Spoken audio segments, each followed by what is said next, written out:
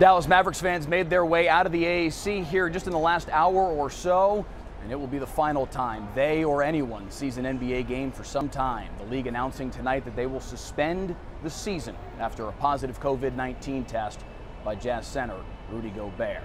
Tonight, the Mavs had hand sanitizer bottles at every entrance for fans to grab as they entered the building, and a special setup for media interviews before and after games with a mandatory distance between the media and players or coaches.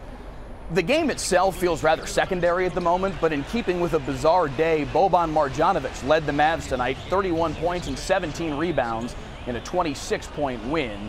Meanwhile, fans, players, and coaches, even the owner Mark Cuban, responded pregame, during the game, and postgame to the ever-changing landscape of what was their everyday reality.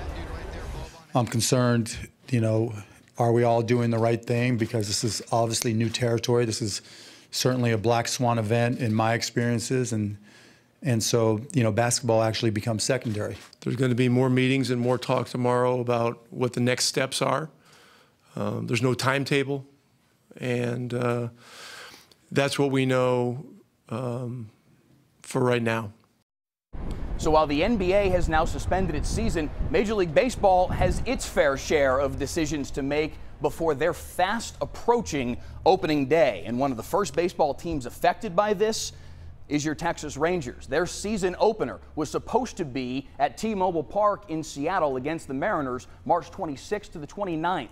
But after Washington Governor Jay Inslee announced a restriction on gatherings of over 250 people, a baseball game is not happening. The Rangers and Mariners are working now with Major League Baseball to coordinate where they might be able to play these 3 games to open the season.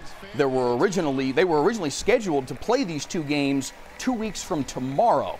So they have a narrow window in which to figure this out. That's assuming, of course, that Major League Baseball's season begins on time. And unfortunately, we're not done, not even close. The NCAA announced today that March Madness will be devoid of the fans who are so instrumental to that madness. No fans allowed at NCAA tournament games over the coming weeks. Only players, essential staff, and a limited number of family members. And earlier tonight, the Big 12, the AAC tournament out in Fort Worth, Conference USA's tournament in Frisco, and the ACC all followed suit. Starting tomorrow, no fans. Meanwhile, the UIL, at least as of now, says the boys' state basketball tournament will go on as scheduled. And that means defending 5A champion Mansfield Timberview has a chance to repeat this weekend. They start by facing the same San Antonio Wagner team they beat last year in the title game. And if they can win that, they get the winner of number 1 versus number 2 in the state on the other side of the bracket for the title. We're really excited to actually get to go to state again, and having the adversity of a lot of people thinking we weren't going to make it. We kind of knew last year we might have a down year, but we're going to have to come back in the gym, work hard, and be better than everybody else. We just here, we made it. We got 2 more games to push it through. And we mentioned it off the top of the show. The NHL announced earlier tonight that at least as of right now, they are not suspending the season. You can only imagine that that could potentially change in a matter of 12 to 24 hours with the pace at which everything is changing over the course of the last few days, especially today. Who knows when that changes. In a matter of 2 hours, we went from the Mavs handing out hand sanitizers to the NBA season is suspended. Wild. And it starts game tomorrow night?